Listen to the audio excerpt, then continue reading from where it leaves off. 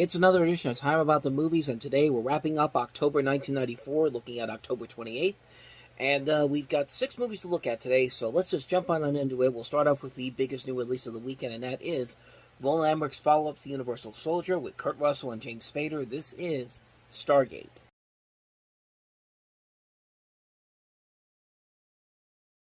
Yeah, Stargate's probably one of the better examples of trying to make a new sci-fi classic and having some ideas that look incredible, sound amazing, and the overall finished product doesn't end up being anywhere near as good as what the intentions were. I mean, we see these so many times.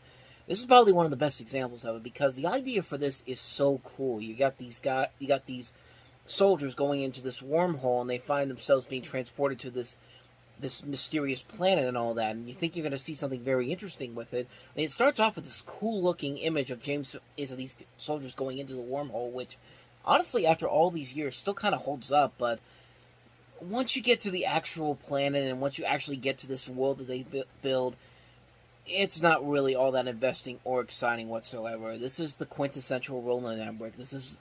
I really don't like Roland Emmerich as a director. I really try my best to try to like his movies, but I don't know. Every single time he makes one of these movies, he's got to add like another layer to it that just seems really unnecessary to it. I mean, just be a sci-fi movie. I mean, we're gonna be talking about a lot of his movies going forward, since this is one of the ones that kind of started his upward trend as a filmmaker. Because of course, the next film he would do after this was Independence Day, and that movie has some problems of its own. But we'll get to those ones when we get to that one. But I mean, yeah, this movie isn't really all that exciting. The movie has a good idea to it. It kind of wastes a pretty good cast. Like I said, Kurt Russell, James Spader. You have Jay Davidson from The Crying Game in here. And, I mean, there's potential here. It has a good idea, but just the wrong execution. I think visually it looks very nice, but everything else just kind of like... The special effects can be very dated at times. The story is very lackluster and clunky. So are the characters. They're not really all that inventive or exciting. They're just kind of stock characters, and the thing that it ends up leading to in the end really doesn't work in the end. Like it really serves no purpose when it's all said and done. It's just like, this is really what you were setting us up for. And I'm not going to say what it is, but it's just weird. It's just a weird film. It's one of those examples of it's what I said before. It's an example of a sci-fi film that has a lot of potential to it, has a really good idea to it, but just bad execution all around. It's a film that really does not work, and it certainly, for the most part, does not hold up well over time. And yeah, this was not a very good film at all. So unfortunately, that's a pass on Stargate. So with that said, let's move on to the next movie, and that is the star-studded comedy The Road to Wellville.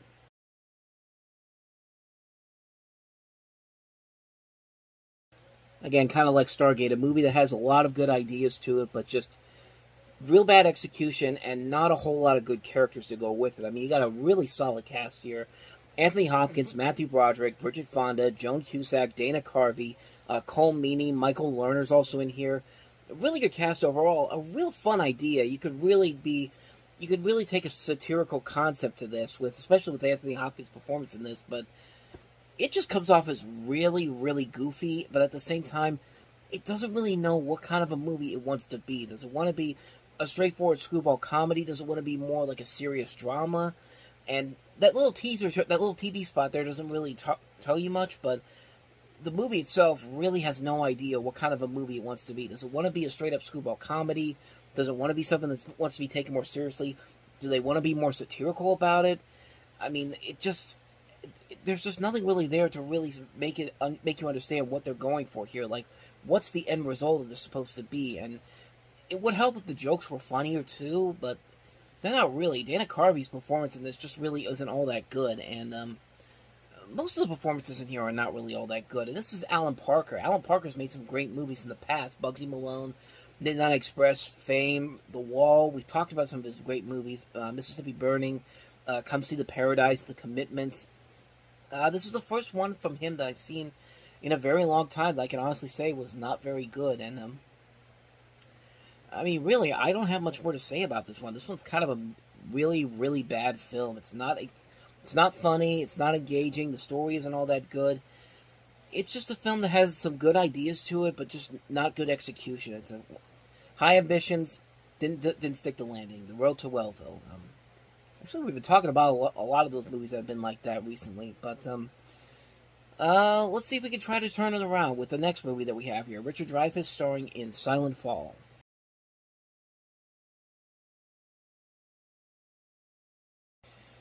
Well, let's put it this way: if your leading kid actor has to go and visit children with autism to really understand the kind of role he's playing, and the fact that he was unaware of what autism was prior to making the film, you probably have a major problem to work with. And yeah, this is not a very good movie. In fact, the idea of doing a psychological thriller with an autistic person is, I don't know why the '90s tried to make this work. This is the first of a couple of that we had that had that same kind of concept. We had another one that came out a couple years after this with Bruce Willis, Mercury Rising, which was probably, but which I remember it being a little bit better, but not by that much. I mean, it would help if this story was a little bit more interesting or exciting, but the mystery here is not all that exciting, and the mystery just really, it's like, if you really watch it closely, you could kind of figure out what the mystery is going to be and what the twist is going to be pretty quickly. And that's one of the major problems with the movie. And also, this is another one that wastes a pretty good cast. You have Dreyfuss, you have Linda Hamilton, John Lithgow, J.T. Walsh, Liv Tyler, and I don't know. It just didn't work for me. It just doesn't have a good idea to it. Like I said, I don't like the concept of bringing autism into a thriller like this, unless you've got the right mentality to do it and a good script to work off of. Maybe you can make it work, but in this case, it's just kind of like, it just feels really pointless. And for Bruce Beresford, who did Driving Miss Daisy, we've talked about a couple of his other movies since then. Good Man in Africa, which was not a very good film. Yeah, this was kind of his downward spiral after this point, because I think Driving Miss Daisy was kind of his highlight, really, when I really look back at some of the movies we've looked at here. But yeah, this movie's not very good. Bottom line, the movie's not very good. So another swing and a miss. That was Silent Fall. Let's move on to the next movie, and that is Disney's Squanto: A Warrior's Tale.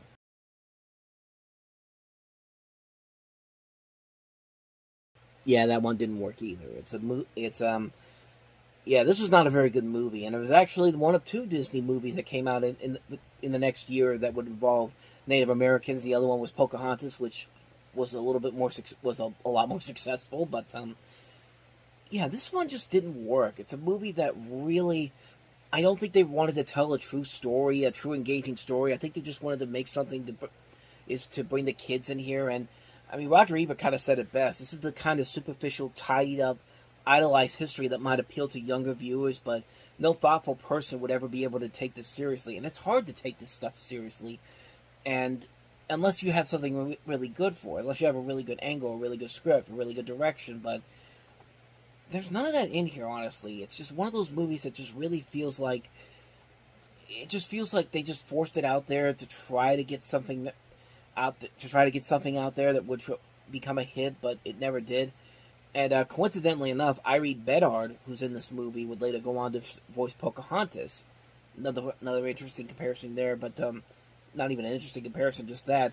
Also, the fact that this came out on video in June of 1995, 3 days before the release of Pocahontas in theaters. So it just seems like kind of a pointless movie, honestly. Like, if there was a story to tell that was engaging or something unique, maybe, but I don't know. It just felt like something that just was just like, let's put it out there, let's make some money off of it, and it didn't really make that much money. It kind of failed miserably at the box office. So, and really, that trailer, you can kind of see why. So, wow, we're 0 for 4 right now. That's Squanto: A Warrior's Tale.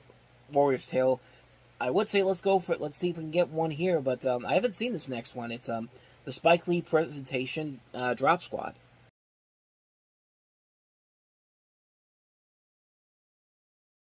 Yeah, like I said, I haven't seen this one, so I can't really comment on it too much. But I mean, it's got a pretty good cast. You got ER's Eric Gonzalez in the lead in this, Fondy Curtis Hall, Ving Rhames, Casey Lemon. Spike Lee was the producer on this movie.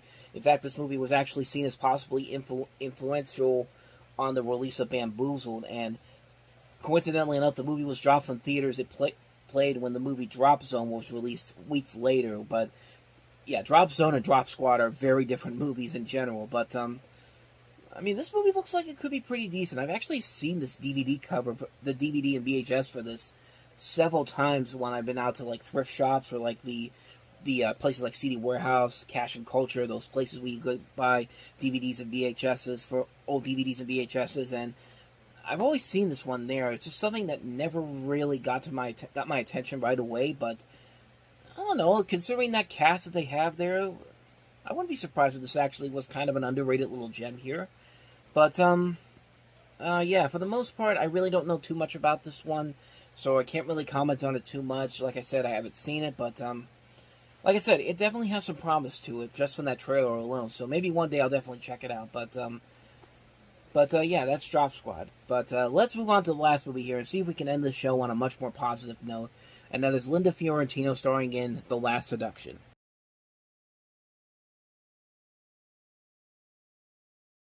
And sure enough, we do end this week on a high note because The Last Seduction is a pretty damn good movie. And it's a really damn good movie because you got a really damn good performance from Linda Fiorentino. This was the movie that kind of broke her out into superstardom, got a lot of acclaim, and she's the reason why this movie works so well. I mean, she just plays this character so well. You get so invested in the way she handles the situation that she puts herself in, and you're just like you're along for the ride. And it's amazing that that this movie did not garner a lot more attention in terms of like Oscar consideration. But it turns out it didn't get any Oscar nomination because the Academy deemed her ineligible because the film was shown on HBO before it was released to theaters, and they sued the Academy for it, but they failed to do that. And you know, it's one of those things that's kind of like, I get where they're coming from, but at the same time, you should be able to nominate a good performance for a good performance for what it is. And this